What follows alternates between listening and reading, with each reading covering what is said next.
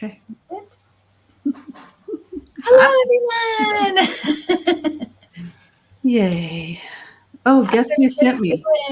You guys, guess who sent me? Wait. Ruth sent you? Ruth sent me. Yes. Yes, she did. Oh, I just had to give that a shout out because Ruth is powerful. We're a big fan of Ruth. Yeah. Nice. How is everybody? I'm sorry about last week. I had to cancel. Good. Can you believe it's August? August 1st Gosh. today. I can't believe it. It's That going to is be fall soon. I can't believe it. Yeah. Weird. Gosh, It is weird. I can't even believe it. And then Lionsgate is on the 8th, August 8th. Yeah. I don't know what that means, but I know it's don't happening. I know. I was looking for Kim's response when I said that. She's like, "That's amazing." Debbie, we must be near your birthday. Are you? You don't say when it is, but you're.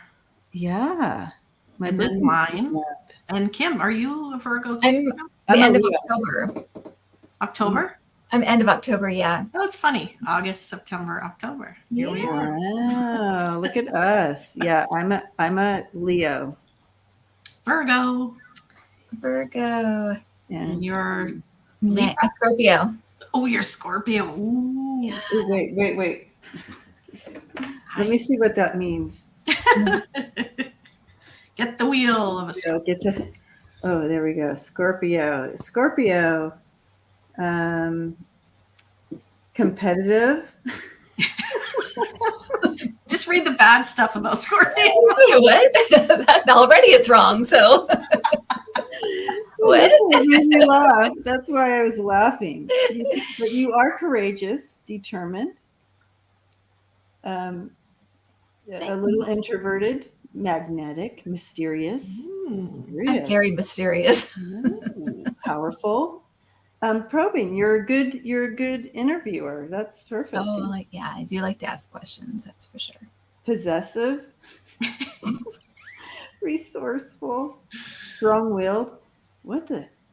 Well, I don't know. Are you sure? Are you on the cusp of it or something? I am kind of, yeah. Oh, I kind of am on the cusp. So, some things I definitely fit, and some things I'm like, no, that's really not me, but maybe I just don't see myself correctly. Oh my gosh, that's hilarious. Yes. Scorpios unite. Okay, so Chris is a strong sign. It's a strong sign for sure. Yeah. That's good. Awesome. It's a strong sign. That's so funny. And when is your birthday, Andrea? August what? September. I'm in September, so I'm a Virgo. Oh, you're September. You're a Virgo, and then you're August. Debbie? I'm a Leo. Mm-hmm. Okay. Do you want me to read to you what I am? You have to now. Well, yeah, you have to now. Well, here we know it is fabulous, spectacular, fabulous, magnetic, outrageously gorgeous. Modest. Conceited, domineering, excessive. How's that? It's a payback to me. Dramatic, ambitious, creative, honorable, a leader. Nice. Yeah. Very nice. Love the limelight. Proud. None of the above right there. No. That's so funny. And you're a Virgo? Fussy. Thanks. Oh my God. You barely have anything that could be challenging. That's not fair. Well, what were you expecting, darling? Jeez. It's all beautiful. Health conscious, analytical, dedicated, helpful, logical, practical, punctual, pure, responsible, sensible, can be overcritical and might worry a little bit. Yep. A little bit of those. She has the best challenging portion of hers. Well, I usually really get along with Virgos because my husband's a Virgo. I have two best friends that are Virgos. I get along well with Virgos for some reason. Excellent. even though they worry and they're, what was the other thing to do? Yeah, worry and really critical about ourselves, right? self-critical, mostly, I think Self-critical. was what I was referring to. Yeah. And you don't strike me as a Leo. No, not Really? at all. No, Not, and at if least you look Leo's at my like- chart and do the whole chart thing, I'm pretty much not a Leo. You look like a Leo. My hair is Leo. Your golden mane, and you know, If I didn't straighten this, you guys would go, yeah, she's a Leo. Oh, Leo. Well, good, guys. We're here to talk about 3 amazing women that we found. 3 more amazing women. There's an endless supply, apparently. There They're is. all amazing. So I think we're going to start with Andrea. Well, right? I am amazing. Thank you. And you You're are welcome. What about you? I'll tell more about me. Okay, so I just want to give a shout out to Luminous Libra, who suggested this one tonight that I Nice. So her name is Cecilia Payne. Okay. Eventually married and named Cecilia Payne Gapashkin, if I'm saying that right. Ooh. Yes. Now this is one smart lady. This one is brilliant. So she was born May 10th, 1900. 1900. And she was born in Buckinghamshire, England. And she was one of 3 children. Unfortunately, her father passed away when she was 4 years old, forcing her mother to raise the family on her own. Certainly not easy in the 1900s. When she was 12, her mother moved the family to London for the sake of the education of her brother Humphrey, who later became an archaeologist. So the mother, banking on the son to become something, focusing on his studies, not the daughters. However, Cecilia ended up attending St. Mary's College, where she was unfortunately unable to study the things she was interested in, such as math and science. So she changed schools in 1918 to St. Paul's Girls' School, but there she was urged by the teachers to study music. But again, she wanted to study science, which at the time, not really supported for women. However, the following year, she won a scholarship that paid all her expenses at Newnham College, Cambridge University, where she initially read on botany, physics, and chemistry. Her aha moment in life happened at a conference. Her interest in astronomy began as she attended a lecture by Arthur Eddington on his 1990 expedition to the island of Principe, if I'm saying that right, in the Gulf of Guinea, off the west coast of Africa. He went there to observe and photograph the stars near a solar eclipse and to test Albert Einstein's general theory of relativity. She said of the lecture, "The result was a complete transformation of my world picture. My world had been so shaken that I experienced something like a nervous breakdown." So for her to hear this man and what he was talking about, I think it just exploded her mind. Like, oh my God, this guy went and studied this and was taking pictures and testing Einstein's theories and looking at the whole universe above. Was really a huge moment for her. So she continued her studies at Cambridge, but unfortunately was not awarded a degree. And why? Because she was a woman. They did not grant degrees to women until 1948. And this was in the early 1900s. So she, smart lady at a time when they wouldn't acknowledge you as smart. So she realized early on her only career option in the UK was to become a teacher. So she looked for grants that would enable her to move to the United States. After being introduced to the director of the Harvard College Observatory, where he had just established a program in astronomy, she left and went there in 1923. This was made possible by a fellowship to encourage women to study at the observatory, which was pretty progressive at the time. Mm. She was the second woman to join this in 1923. In 1925, she became the first person to earn a PhD in astronomy from Radcliffe College at Harvard University. The first person to get a PhD in astronomy. Her thesis title was Stellar Atmospheres, a contribution of the observational study of high temperature in the reversing layers of the stars. So again, I can't even read the title of her thesis. Really smart. She's smart. Her thesis concluded that hydrogen was the overwhelming constitute of stars, making it the most abundant element in the universe. So this was a big thing that she discovered. Astronomer Henry Russell, however, dissuaded her from her conclusions, trying to say, no, I don't think you're right. We'll get to him in a second. A few years later, astronomer Otto Struve described her work as the most brilliant PhD thesis ever written in astronomy.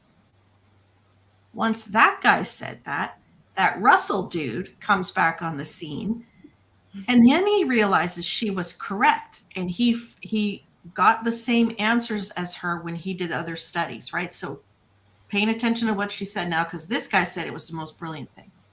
In 1929, he published his findings and briefly acknowledged her for her earlier work in the discovery. Nevertheless, he is often the one who is credited for the conclusion she reached. So this Russell dude told her no, and the other guy says this is great. Then he does it on his end, and then he gets the credit for it. So just outrageous.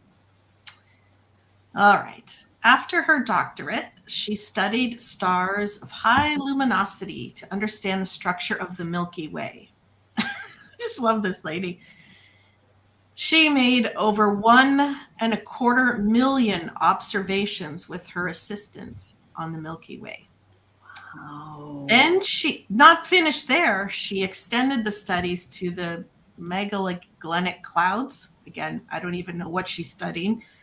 And added another 2 million observations of variable stars. So this woman was over 3.25 million observations in the sky above. First one to do this. Wow. The data was used to determine the paths of stellar evolution. She published a second book, The Stars of High Luminosity, in 1930. Her observations and analysis of all the stars carried out with what she also did with her husband laid the basis for all subsequent work on such objects. So like the beginning is her, right? This lady is smart. So in 1931, she officially became American citizen. She went on She went on tour of Europe in 1933, where she met a Russian-born astrophysicist, Sergei Gaposhkin, in Germany. And they got married the next year, and they had 3 children. Now, at the time, that was pretty progressive as well. She hyphenated her name, Payne Gaposhkin's. So she wanted to keep her last name, which I think was interesting at the time. So she remained scientifically active through her whole life, spending her entire academic career at Harvard. When she began, women were barred from becoming professors at Harvard. So she had to spend those years doing less prestigious, low-paying research jobs because they wouldn't make her a professor. In 1938, she was given the title of astronomer. At her request, the title was later changed to Phillips Astronomer, an endowed position which would make her an officer of the university. In order for that to get approved of, the big guy had to promise everyone that it wouldn't make her equivalent to other professors. Right? Because their noses were out of joint. Why is this woman going to get a title that's almost like ours?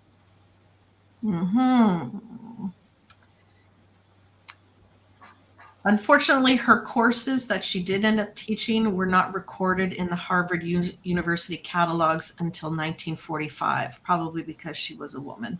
So we don't know a lot of details about what she taught in those earlier years. In 1956, she became the first woman to be promoted to full professor. First woman to be promoted to full professor from within the faculty at Harvard. That's pretty awesome. What year was it? 1956. 56. She was Just appointed. yesterday. Yeah, it's not too far. She was appointed the Phillips Professor of Astronomy in 1958. Later, the chair of the Department of Astronomy. She also became the first woman to head a department at Harvard. This lady's pretty awesome. She retired from active teaching in 1966 and was subsequently appointed Professor Emerita of Harvard. She continued to do research for the Smithsonian and writing journals, editing, etc., for the Harvard Observatory for the next 20 years. Wow. Yeah, she never stopped. The trail she blazed into the largely male-dominated scientific community was an inspiration for many. As well as men in those days saying women couldn't do those types of studies, many mothers, aunts, and grandmothers would dissuade their female relatives from pursuing science since they believed women were not physically capable of understanding scientific concepts. Now, I really hung on that sentence when I read it because not only were the men saying this, but they were essentially brainwashing women to think, and as we see today, certain things, that the women weren't smart enough to do this. And then women were believing that and then encouraging the next generation of women not to go into these things, which is terrible, right? Right. So her lifelong passion for research and what she said about it, the reward of a young scientist is the emotional thrill of being the first person in the history of the world to see something or understand something. Nothing can compare with that experience. I'd agree.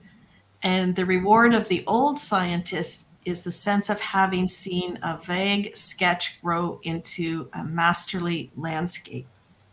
So the thrill of being the first person to ever see something, and in the older years, seeing something you had thought of come to life. Wow. Yeah. Her groundbreaking conclusion was initially rejected. This was her first one, right? Was initially rejected because it contradicted the scientific wisdom of the time, which held that there were no significant element differences between the sun and the earth. Yeah. Independent observations eventually proved she was correct, though. And there is a difference. And her work on the nature of variable stars, carried out with her husband, was the foundation to modern astrophysics. She has lots of awards and credits to her name while she was alive and after she passed. She lived to 1979, so she lived to be 79 years old. And I love that two of the things that she has named after her is there's an asteroid 2039 is named after her. Oh. And the Patera volcano on Venus is named for her too. And that just got me a little emotional. I don't know why. Yeah. Really? Right? She is a volcano on Venus. She's a disruptive force, female force to be reckoned with. Yeah. So that's Cecilia. I just thought, wow, like I can't even pronounce the titles of her books. She's so smart and the first woman to do all of this and first person in some cases to do these things and study and see these things. And I love her aha moment at that lecture where the guy's talking about what he was doing and her, she just like her like, what? Definitely a divine calling, right? Yeah. Right. Yeah. And I like that, people in the chat are very, I think, almost tired of hearing this story of how these women do these amazing things. They're told they can't achieve anything in this field, go away. They persist. They're still not recognized. It takes them so long and so much. And then someone takes credit for their work. Yeah. We've seen that before as well. And yeah. What would the world be like today if women weren't oppressed in the beginning? Do you know what I mean? I think we would live in a very different world. I agree. Very different. Very different. So she didn't have the easiest of beginnings. As I said, unfortunately, her father passed away young, which put tremendous pressure on her mother. Her mother focusing on the son's education, not realizing she had the most brilliant daughter. But again, at the time, where she was, it wasn't even possible to study. Can you imagine you're not even allowed to study science. That's just, yeah. I mean, in the 1900s, that's not even that right. Yeah, like right. But she pushed. Yeah. She didn't. Yeah, and Chris said it would be a more peaceful world. I think that's true. Yes, I think it would be. I agree. Yeah. Mary Magdalene wasn't silenced, right, Chris? Yeah. Yeah. I feel as you read her story, I could feel her enthusiasm still for all of this stuff. It was like, it felt like almost like she was jumping up and down. It just felt like I could feel her enthusiasm still for the movement we're making in these areas, and with the new telescope up there and stuff. I just feel like she's still very involved. Let's just put it that way, very involved in what's going on and the new discoveries. And I feel like she wants to tell us that we're on the cusp of something right now that's kind of big. We probably wouldn't be able to articulate it, pronounce it. So she's not going to bother. Yeah.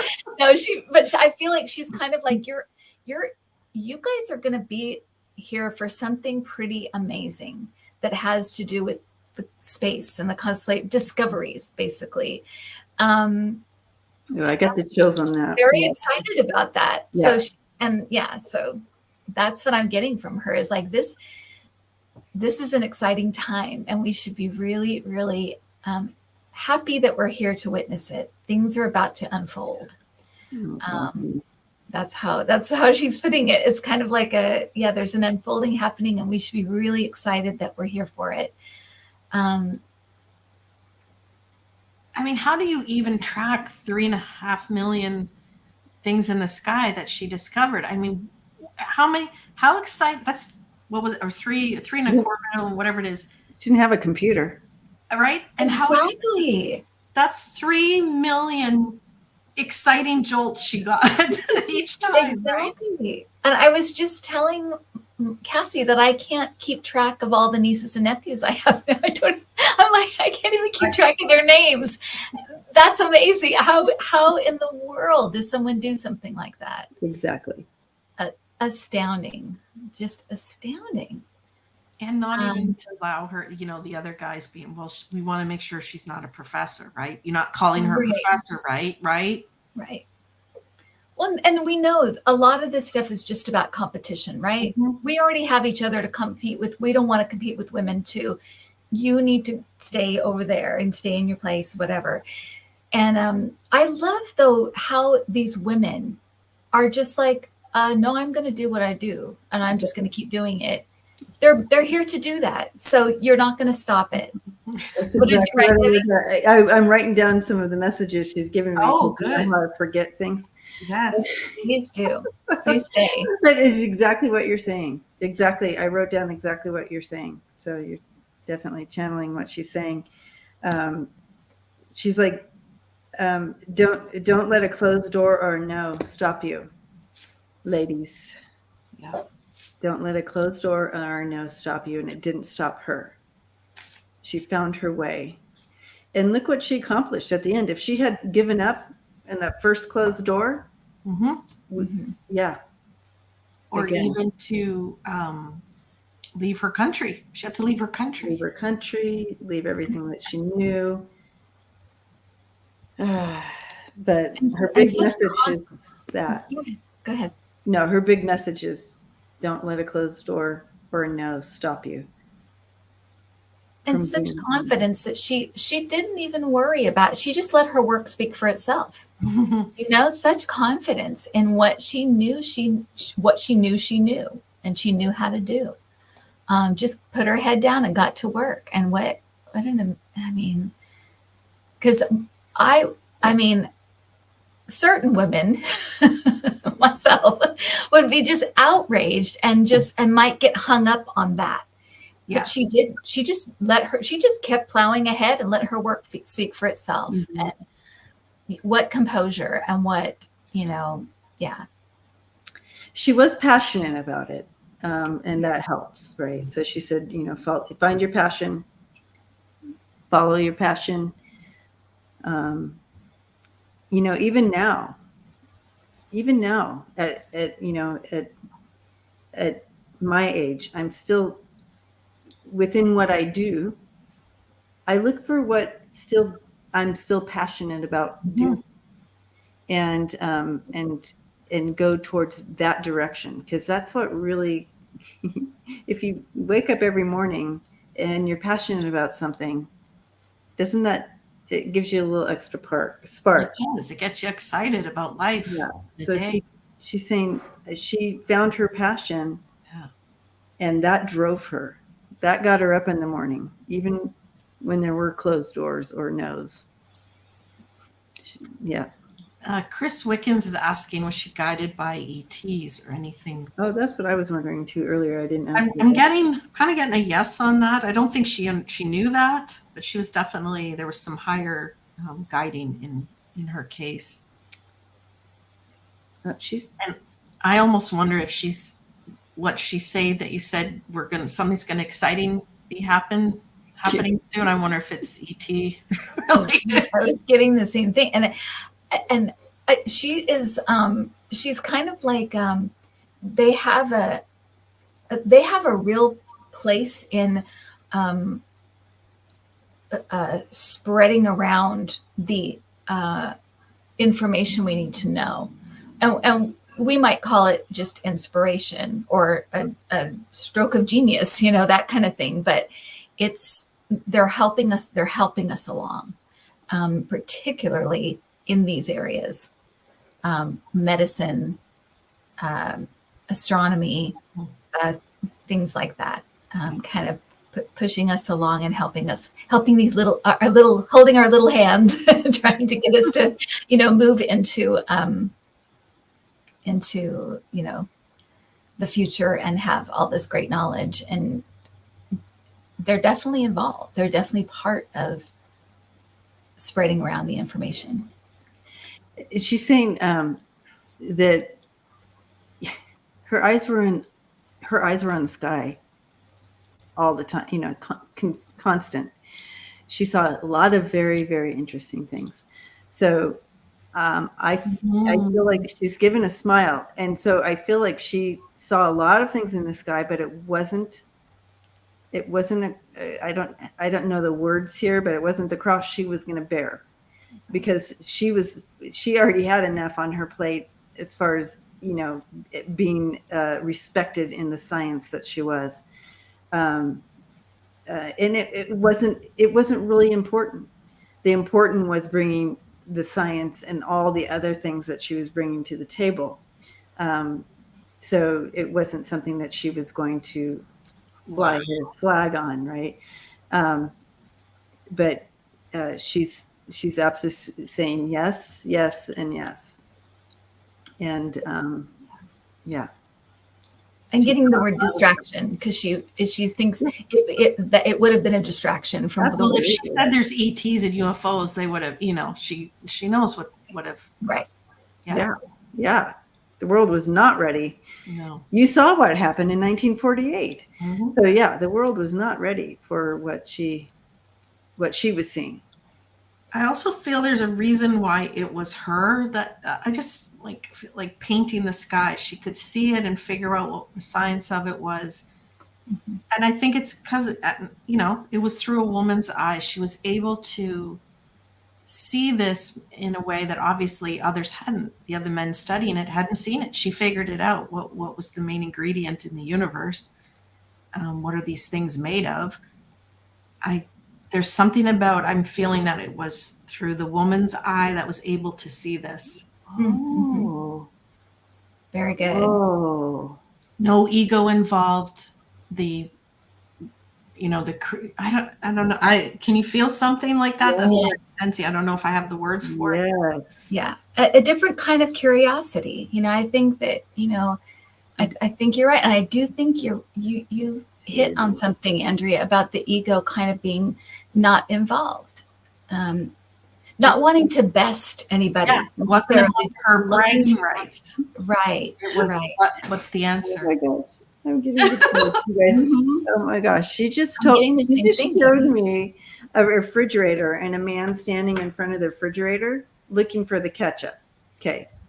Mic drop. That's Yeah. right. So literally we just have a different ability even Yeah. to look at it. to look and see things beyond what Yes. yeah. It's I funny. know I know the family. I know. I want to see some laughter in there about the guy standing in front of the.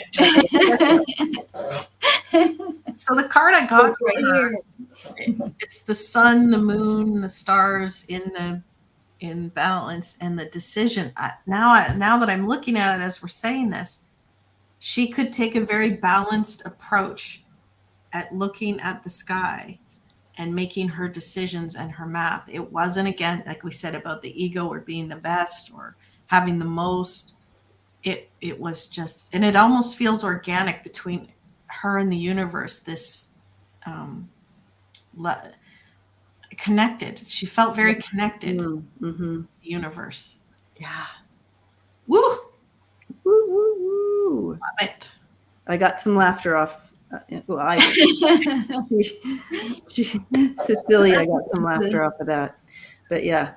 Well, yeah, they just stand there. And they want it to be right in front of them. They're not going to look behind the mustard or the mayonnaise. But it is in front of them. It is right in front of them. Yeah, it was right there. Yeah. It's right there. Right.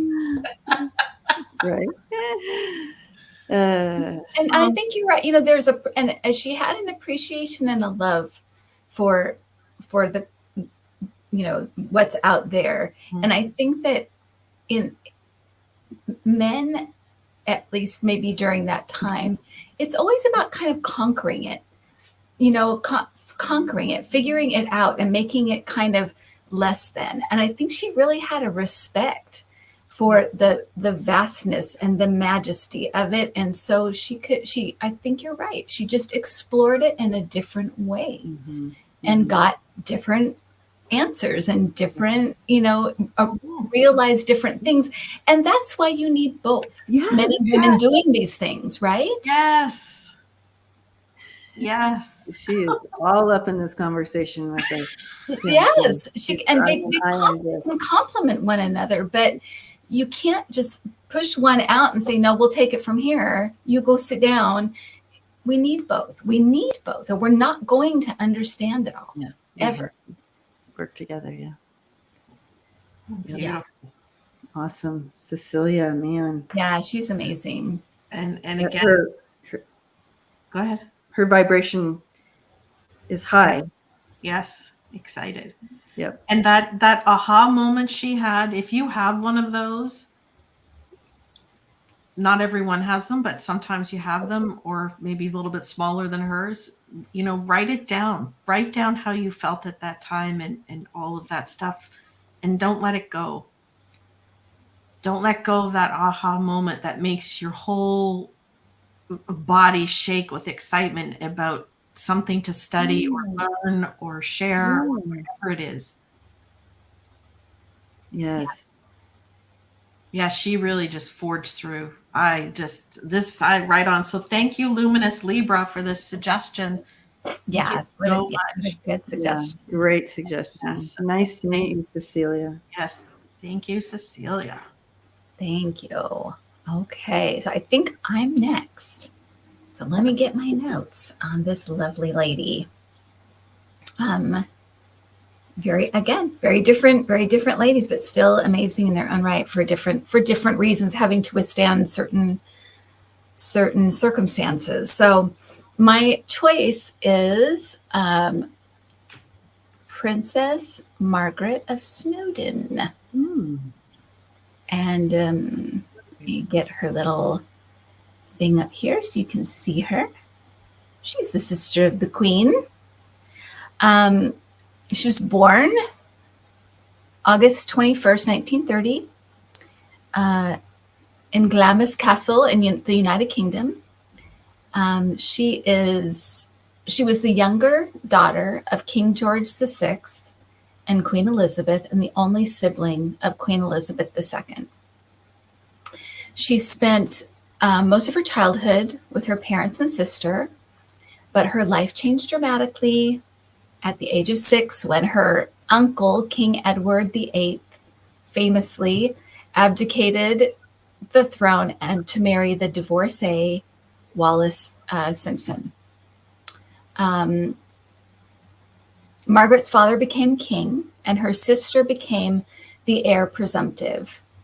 She was going to be queen one day, with Margaret second in line to the throne, and then her position kind of diminished as the queen had her own children and had grandchildren.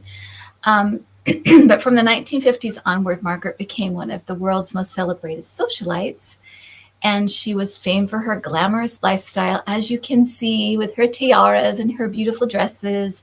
And she fell in love very young, the age of 22, with a group captain, Peter Townsend.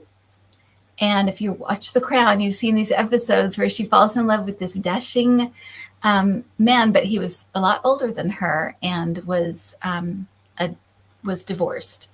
So she was a young adult, and this was in 1952. Her father died, and her sister became the queen. And Townsend at the same time divorced his wife, Rosemary, and he proposed to Margaret. And many in the government believed that he would not be suitable for her, and they were very, very against it. And the Church of England refused to countenance the marriage to a divorced man. So Margaret eventually abandoned her plans with Townsend and married a photographer, famous philanderer too, but that was okay. That was not seen as a bad thing, the royal family, because there were so many throughout the history of the royal family. So that was okay. But so they were married in 1960, and the Queen made him Earl of Snowdon, and they ended up having 2 children, David and Sarah, and then they divorced in 1978, and she never remarried. After that, she kind of dated a lot of younger men. She drank a lot, just had kind of some mental illness, kind of just a turbulent time. Many believe, my mother-in-law believed this, that she had always loved Peter Townsend, and her life just was never really, she didn't really care much after that. That kind of broke her heart. And so she tried to kind of do what she was supposed to do and get married to somebody that they approved of, but he was not good to her, and he was kind of a jerk. So she became kind of a controversial member of the royal family. Her divorce, of course, even then, they didn't approve of that. So her divorce was even received with a lot of negative publicity. And her private life for many years was under a lot of intense scrutiny. Like I said, she dated younger men, kind of drank, partied, that kind of thing. And her health gradually deteriorated. In the final 2 decades of her life, she was a heavy smoker for most of her adult life and had a lung operation in 1985 and with pneumonia in 1993 and at least 3 strokes between 1998 and 2001. She died in London on February 9th, 2002, after suffering a 4th and final stroke at the age of 71. So not a very... She was a smoker, right? She was a heavy smoker, yeah. And now I'm reading her story. I'm like, why did I choose her? Her story is so sad. But I also think it's one of these stories where she's in this family with so much power, and yet she has none over her life at all. And we even see it today, still in the royal family, where they're kind of, pushed around because of these, what they're supposed to do, how they're supposed to be. We see press being so cruel to Harry's wife right now, and she's just trying to live her life. It's like, yeah. So anyway, she was just one of these people who had a really difficult life because of her life circumstance. This picture down here, down in the bottom right, is the man that she was in love with. And then on the balcony where she's waving, that's with her husband. But yeah, so I just think she's kind of an interesting character, and it's just kind of a, oh, thank you. Who is that? Thank you, Chris. Yes. Thank you. Thank you. So yeah, what do you guys think of this story? And what do you think of women like this who are in positions where they should have a lot of power, yet they don't seem to have any, and the men still do. They have all the, they get married. The church was invented. So what's his face? Henry I can't remember who it was, but Henry the something got divorced. I mean, that's why it was put in place. So I don't get it. Well, I heard a princess in a glass cage. So imagine if you had to live your life in a glass cage where you couldn't get out and you couldn't control it, and everyone could see in and tell you what to do. That's what it. So sure, you're a princess, but you don't get to make choices. And can you imagine the government and the parliament and the whoever's in charge telling you who you had to marry? That would be awful. Especially when you're not even the queen, you're the sister of. Well, that's it. That's the other thing. It's like, what in the hell is she supposed to do?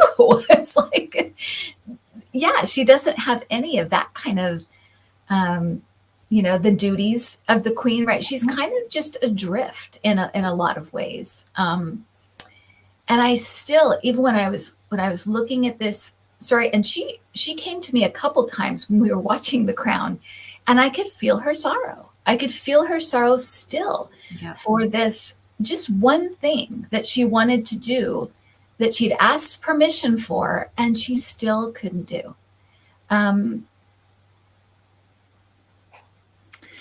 She's saying to me that it wasn't just her. None of them had any personal power.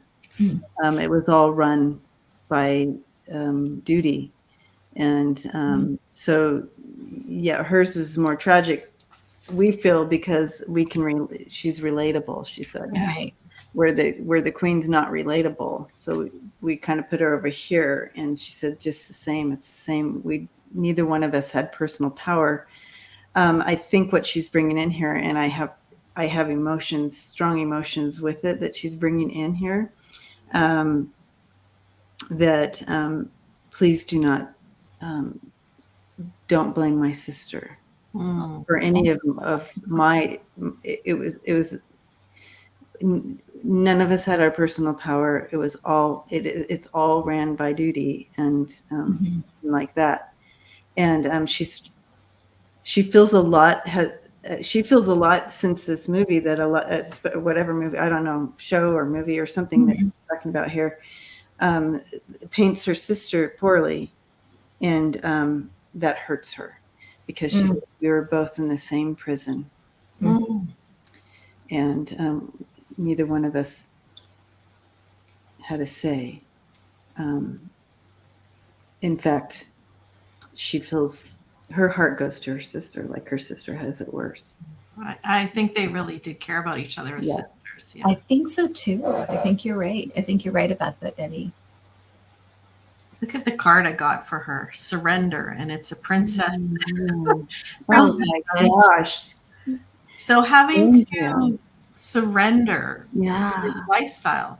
Now like I said, you get to be a princess, but you don't get to live and pick the life you want. Mhm. And because of who you were born into, what family you were born into. So we need to, have some thoughts when we look at people in these situations, because she was born into this and then she didn't get to love who she wanted. Once Queen Elizabeth had her children, she was pushed even further away from the line of succession. She no longer became relevant, right? When she's number 2 in line for the throne, they're watching her, but after a few babies from the queen, she moves down. Right. And this surrender, her having to give up and surrender into this for duty, for her sister, for whatever.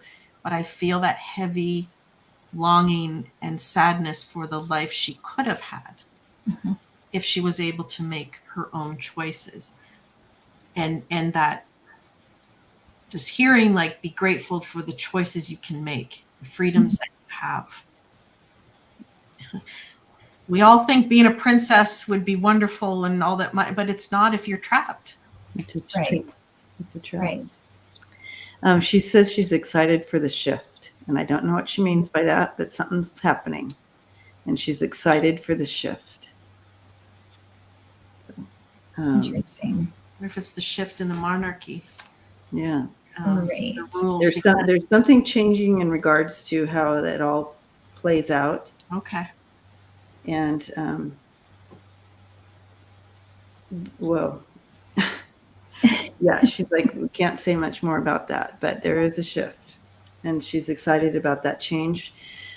So people don't have to live out lives like it has been for royalty. It'll be much better for the generations coming. To make their choices. Mm-hmm. Cosmetology says, Cosmic Toga. Never thought to blame the sister.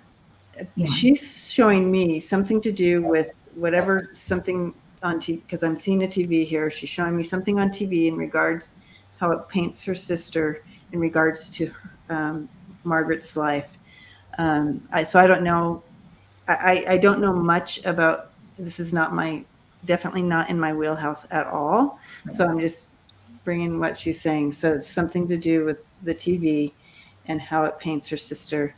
I feel like they blame her sister for some of the choices. You're right. In the show, okay, she is. It shows it as though she blamed her sister. Like you should have done more for me, so I could, But it was the church. It really wasn't, and it was tradition and the church and a lot of different things that were much bigger than them. And royal families marry their children off for different reasons, yes, right? Yes. To have, relationship with another country, they'll marry their daughter to the son of the prince or the king of that country. Mm-hmm. So it's historic, but it's quite sad. Yeah. Yeah. And she was a very modern woman, very attractive, very outgoing. I think she was like a stallion stuck in the what do you call it? Like the barn, right? She couldn't do everything she wanted because of the rules. Right. And it to me, it does feel like the position she was in, it really drained the life out of her. She really, and I think, I'm sure there were other royals like this, but she really needed more freedom. Yes. There are people that are just born to be more free. They're just they're free spirits. I think that's her. Some people can live under the constraints and kind of find a way to deal with it and, that kind of thing. But there are some that they start to wither and die inside when they don't have the ability. I mean, we know, right? Free will it's a spiritual principle, right? We're here to make choices and to have free will, and that's part of the learning process for us, for spirits. There are some that they wither and they can't. It just breaks them because they can't have some kind of freedom. And I think she was one of those people. She needed more of that. I think you're right, Andrea. The way she was very vivacious and wanting to go out and grab life and do these things. And I think it broke her down. Yeah. Were you going to say, Debbie? That, she was, I feel like she had a sense of humor. Because she's showing me that she thrived on, coming into when the family was together, and she would bring that kind of like a sense of humor with her. But she's showing like pushing the edges, and she enjoyed pushing the edges with her sister or something, like shocking her or something. I don't know. There was something to do that, but she understands that she still was able to make a difference, now with who she was within the family, but when she was here, she continually felt pushed down, but on the other side, she's seeing that even just that energy that she brought, just being in the room, helped her sister, helped others like that. 100%. I think Elizabeth has even said that her sister was a great source of strength to her, because her sister had that big personality and would fight and stuff, whereas the Queen was a little bit more, let's say, reserved. Yeah. And then, so she'd always they were very close. I think those sisters were very close. Yeah. And then she lost her sister. And I think that was I think Princess Margaret meant a lot to Princess Elizabeth. I think she's just huge. Her energy's huge. I feel like she's just in the spotlight, Yes. She, I think she's wanting to come back, but she absolutely does not want to be in a royal family. I think so too, Debbie. I thought the same thing. I think that she wants to come back, but not in that kind of circumstance. I see her like coming back as a leopard or something, just running through the jungle. Just like, Queen of the jungle, just running free. Right. And I think you're right. I think your message, I think it was Andrea had said that that is kind of her message is really take advantage of the choices that you have, and don't take them for granted. You don't take them for granted. Because even though, we think, oh, the life of a princess, I get to wear tiaras. Well, I still think that the life of a princess, I get to wear tiaras. But there's a huge trade-off there. Yes. Yeah. And she's saying even the tiaras weren't mine. They belong to us. Of course, that's true. That's true. Yeah. They didn't belong to it. They belong to the the country. They belong to history. Even that didn't belong to them. So nothing's theirs. Everything belongs to the state, the country, tradition. It's as somebody was saying, I think C'est La Vie was saying that she thinks Prince William will change a lot of things for women. Well, something's shifting. Of a different generation. And something is shifting. Yeah. It's going to be, I think it's going to be, it's shocking. Yeah. I'm looking forward to it too, now that she gave me the energy behind it. Cosmic, me and you both need to watch that show, apparently. What's it called? The Crown. The Crown. It's fantastic. It's it is really good. Spectacular. There's about 4 seasons so far, I think. Yeah. And that a lot of it is they're guessing as to what they said or but the history is fun to Yes. watch. And we, Cassie and I love the clothes. We're in the 50s right now. So well done. it's very interesting and very fun. I've seen the Diana one. Yes. A recent Diana one. Anyways, but yeah. What I was getting with Princess Margaret is that her life is something for us to look at and really, really look at it. And like we were saying, study it and realize what you have. You may not be a princess, may not have jewels on, but you have freedom and you have choices you are allowed to make. And holding that dear, I mean, that's everything. Right. Awesome. Yes. And even things like voting, we have the right to vote. We right now, we still have the right to vote. Right. And that's right. We need to every big choices and little choices. You're right. We have to really be just thankful that we have them.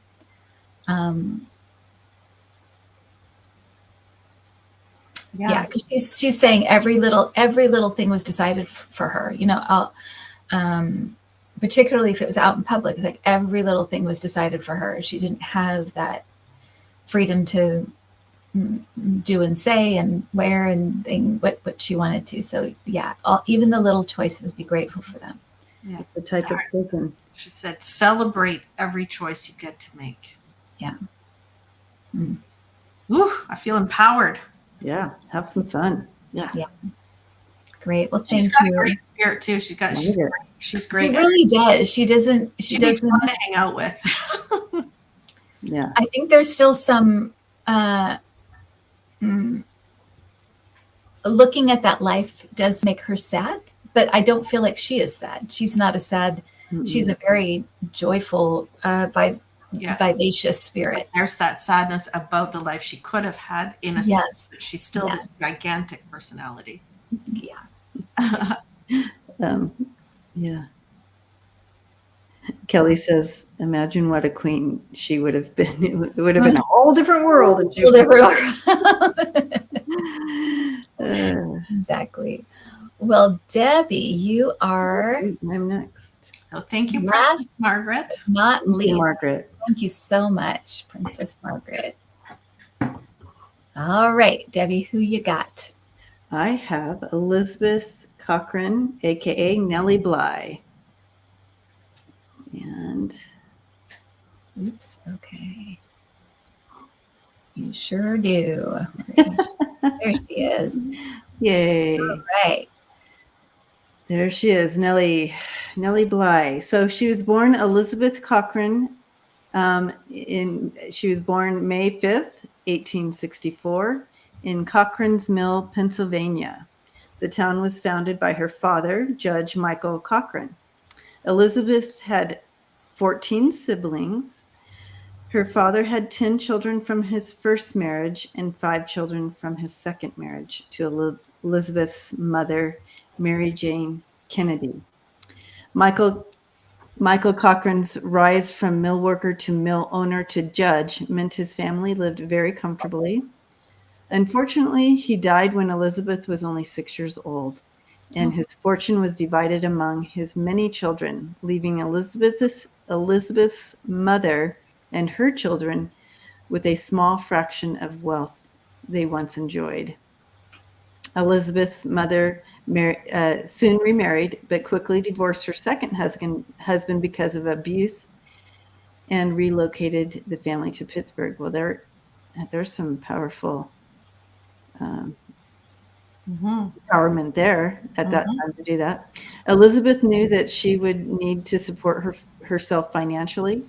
At the age of 15, she enrolled in the state normal school in Indiana, Pennsylvania, and added an E to her last name so it would sound more distinguished. And her plan was to graduate and find a position as a teacher. However, after only a year and a half, Elizabeth ran out of money and could no longer afford the tuition. She moved back to Pittsburgh to help her mother run a boarding house. Boo. In 1885, Elizabeth read an article in the Pittsburgh Dispatch that argued a woman's place was in the home, to be a helpmate to a man. She strongly disagreed with this opinion and sent an angry letter to the editor, anonymously, signed Lonely Orphan Girl.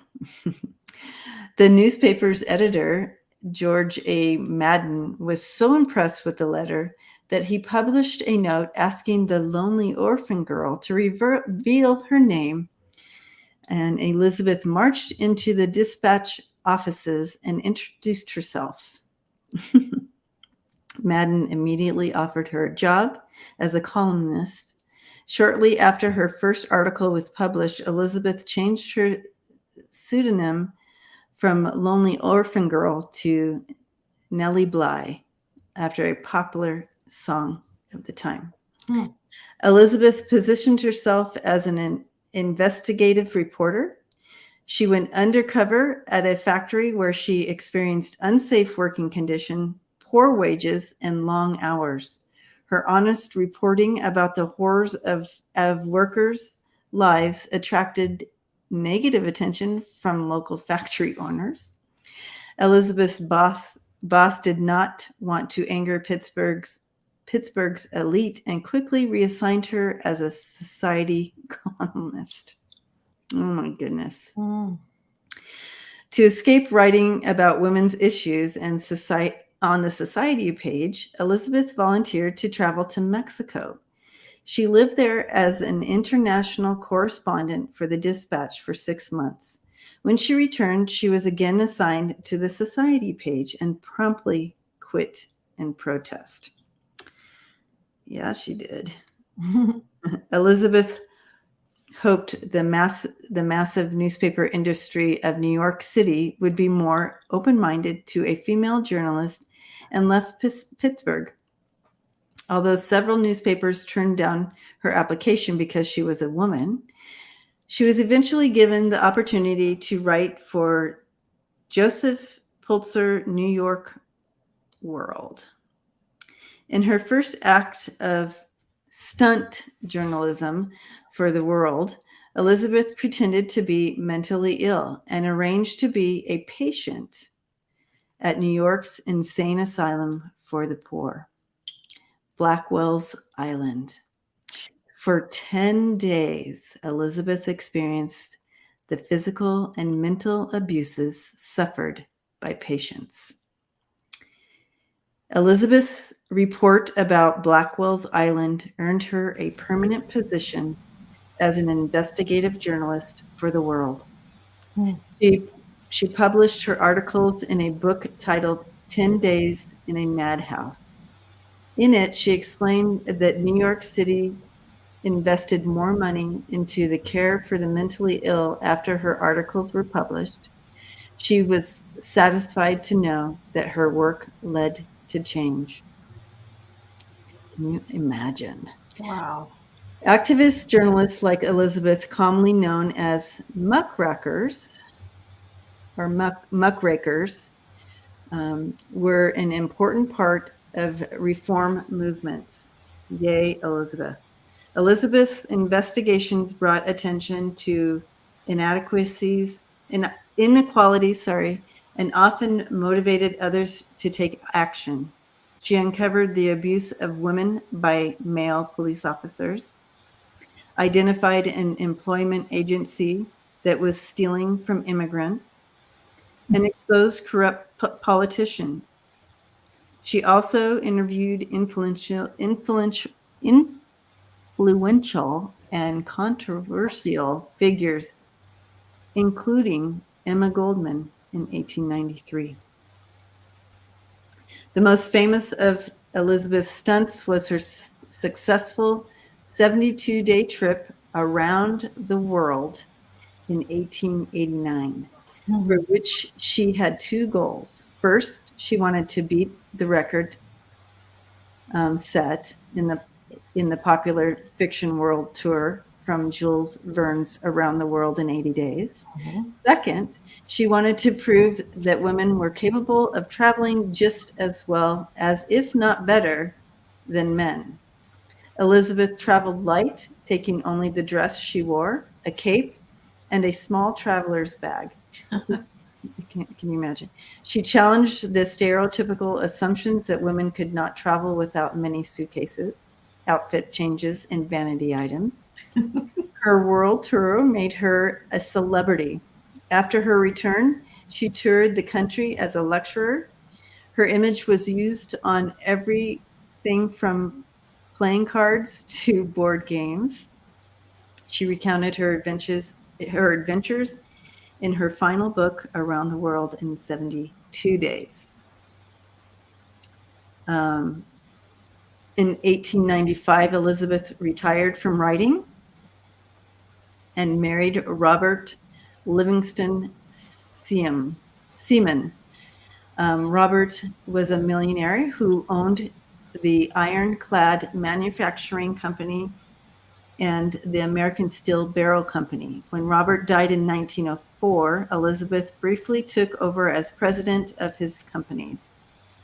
In 1911, she returned to journalism as a reporter for the New York Evening Journal. She covered a number of national news stories, including the women's suffrage parade of 1913 in Washington, D.C. Elizabeth often referred to suffrage in her articles, arguing that women were capable as men in all things. During World War I, she traveled to Europe as the first woman to report from the trenches on the front line. Wow. Although Elizabeth never regained the level of stardom she experienced after her trip around the world, she continued to use her writing to shed light on the issues of the day. She died of pneumonia on January 27, 1922. Wow. Wow. Wow.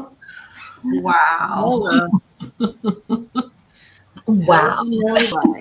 Wow. Yeah. And people are just commenting over and over again about her incredible courage. Uh-huh. And I was thinking that, you know, when she took on when she was reporting and took on these different stories, it wasn't like she was taking on the local grocery store. It's like politicians, the police department, the mental health, facilities. I mean, big, big organizations. We need her right now. Yes. Exactly.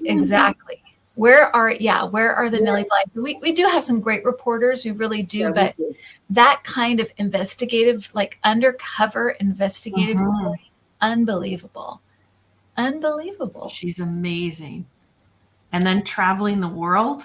And then traveling the world. Yeah, just icing on the cake. Traveling the world. Why not? With one dress and one bag. I love it. Well, my whole I went to, like, what about her period? Like, what? That's what I'm thinking about too. That's one bag. My God, what did she do? Again, it just shows you the women who came before us and didn't have the luxuries that we have, and the availability of the things that we have for our personal care is incredible. So think about that. And then I see that picture of her on the top right where she's wearing that dress. She probably has a corset on, and I was thinking, can you imagine having your period and you're tied into something and it just oh my God. Oh no. It's a hard pass for me. That's right. So this was early, and she was in the late 1800s. I'm guessing, is that approximate where she was doing this stuff? That's incredible. Right. Yeah. So she was born in 1864. Yeah. Yeah. So how old was she when she died? What? We have some mathematicians out there in the family here. I know they'll let us know. I don't know how old would that make her when she died of pneumonia? 1864 to 1992. Oh, wow. Yeah. 96 years old. And on the front lines of a war. I mean, this woman is Right. just amazing. 64. Well, again, yeah, the courage to do all of these things. 90. And just Debbie's still doing math. Debbie. Yeah, she was in her 50s. She was 58. Yeah. 58. Oh, 58. Oh, maybe I misunderstood. I thought you said 1992. No? Yeah. That would make her really old. That would make her 96. But You're like, yeah. 96. She died of But what year did she pass away, Debbie? 1922. Oh, 22. I know, Kim, I probably said it Sorry wrong. about I do have dyslexia, so I probably threw you a miss. Everybody's saying 58. You're Yeah, so it absolutely would've been- right. I'm glad you did the math. Yeah.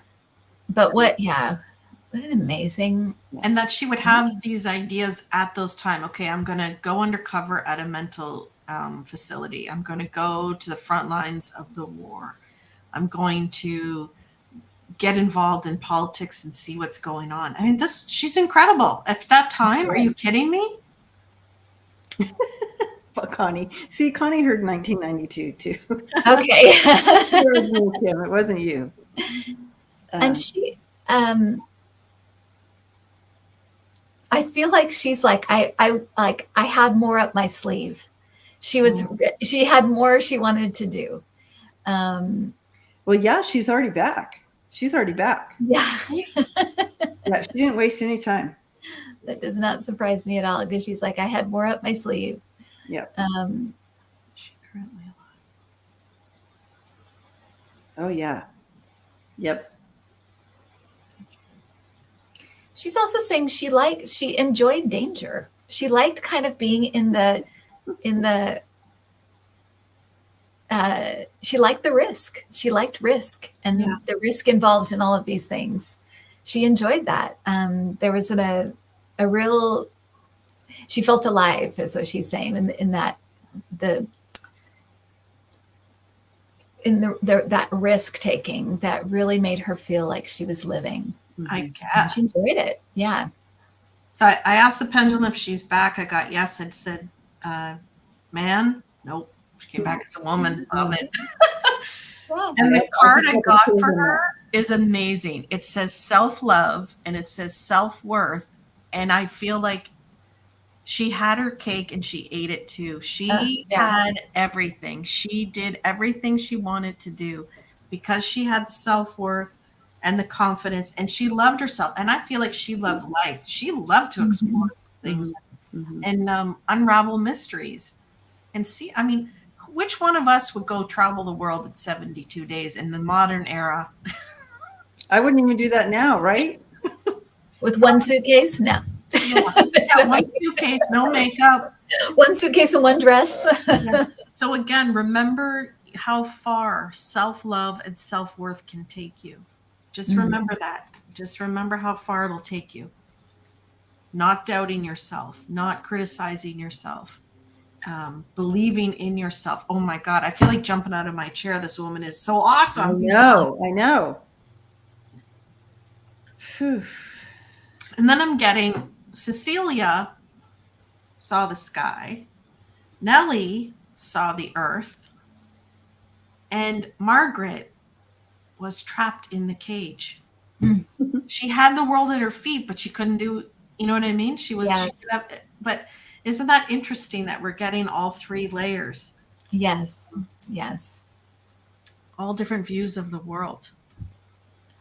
And these big, powerful women, smart women, each one of them very smart. Very smart. I wouldn't be surprised, Suzanne, if she's Rachel Maddow. Yeah. I would not be surprised. It's that kind of energy. That It really kind of is. energy. Yeah. But yeah, I don't, she's not saying, but I was trying to get an age out of her because I've never gotten someone who's come back to tell me who they are in this life ever. Yeah. But I would say she's in her later 40s or early 50s. That's all I can say. Something like that. Later 40s, 48-ish. Mm-hmm. Yeah. And making changes. Making changes. Not saying who she is, though. She is clearly saying to me, to you, to everyone, do not be afraid to do everything you want to do, because we go on and on and on. Don't be afraid. Do not be afraid. Wow. Yeah. So she's letting us know you don't die. You go on and on and on, and you go into the next life, and you roll on, and do not be afraid. You do everything you want to do. Don't be afraid. She has and there's something, I feel like too, that there is some part of her that just knew that when she was here. It's like, I'm just doing everything I want to do. I don't care. I'm gonna do everything I want. This real, just inner, this courage that just, she seemed to be, she, and like, Cecilia, I'm going to show you by my actions. You don't think I can do it. You want to hold me back. You want to put me in the writing about recipes or what, cleaning products or whatever on the society. Right. How about I'm just going to go travel the world? How about I'm going to go to the front lines of the war? How about you write about the dish soap? Exactly. You write about high society. I bet they regretted what they did after she did all that. Right. And again, not being afraid to quit her job, right? A lot of exactly, especially women who even had a job at the time, probably wouldn't even have the what she had, the self-love and the self-worth to quit. She did it. One thing I love about her is, well, so many things, but one thing is that she wasn't afraid to get her hands dirty and get in there where other people were ignoring even were taking place. Like the senior sign. Hello. She got herself admitted for 10 days. I know. Like, no, that's terrifying in those days. You guys know how they ran those back in the day. Horror houses. Yes. Horror stories. Horrible conditions. And it was important enough to bring that to the light where most people were just ignoring that they were even existed. Right. And she chose those and chose to dive straight in. I mean, can I have an ounce of that? Mm-hmm. Very, very inspiring. She said that she had a visitation from her dad. I feel like when she was little, her dad died, right? Anyways, when her dad died, she had a visitation from her dad. So that opened some. Oh, connecting to the bigger, understanding system for her. She's not. She's just saying. I had a visitation from, because when you were talking about that, Andrea, she said, I had a visitation from my dad. Ooh. So I was asking her about, what does that mean for you, the visitation? And I feel like it just kind of, there's more. The ground is not it. Right. That helped. Wow. I feel like she just ate up everything. I want to taste everything. I want to, do it. I want to see what the world looks like. I want to know what this feels like. I want just this incredible curiosity and drive. And especially at the time, my God, the strength of her to do these things. I am so inspired. Thank you. Woo! Yes. Yeah. So inspiring. The fear did not stop her. Yep. Not at all. Molly. Yeah, thank you, How Molly. many of us can even get to the store without a purse filled with makeup and do I have glasses and God knows what else is in there? Well, that's right. We're so dependent on modern conveniences now. And she traveled the world in 72 days with one bag. And were there even airplanes then? Probably not. Probably by boat, train, and horseback. Walking. I feel like that the blurry picture there is what she was, literally what she wore on her trip around the world with that bag. Yeah, that's probably it. Her little outfit. Yep.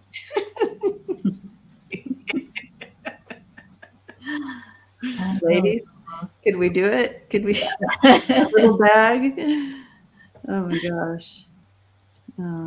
Well, thank you, Nellie Bly. Yes, thank you. What an inspiring woman. They all are. Yeah, they're all very different. Had, conquered the world in different ways, kind of, and dealt with their situation in different ways, but amazing ladies. Each one a force. Yeah, for sure. And each of them had a kind of a love for life, kind of did come here to get stuff done, to do something, Disrupt. Really interesting. So you're in charge, Kim, so you can. I'm in charge. And so what I was. I'm driving. It's not Andrea. She's not in charge. She's not in charge now. So next week, whose channel are we on? Are we on? Yeah, on We're on mine. Yeah. All right. Next. Well, yes. I thoroughly enjoyed these 3 stories. I really do. about them. I really did. I mean, I always do. And I just think this is just so much fun to hear about these wonderful ladies that we might know a little bit about, but not very much, or I've never heard, never heard of them at all. It's just astounding. And it's so inspiring. And each of these women would be so excited to know that their stories galvanized us, that made us feel motivated and carrying on with the legacy of women and how awesome we are, right? Right. And so they're still relevant today, you guys. It's still relevant. So they are still relevant too. So absolutely. So cool. Yeah. Well, thank you guys so much, and I love that it's on Monday night, because then we can have a great week and we can kind of, tie in these stories, light exactly. a fire under our butt. That's right. Yeah. Get her done this week. Get her done. Get her done, you guys. Exactly. Yes. Have a good week, everybody. Thanks to you guys. Thank you guys, as always. Bye, everybody. Thanks. Have a good night.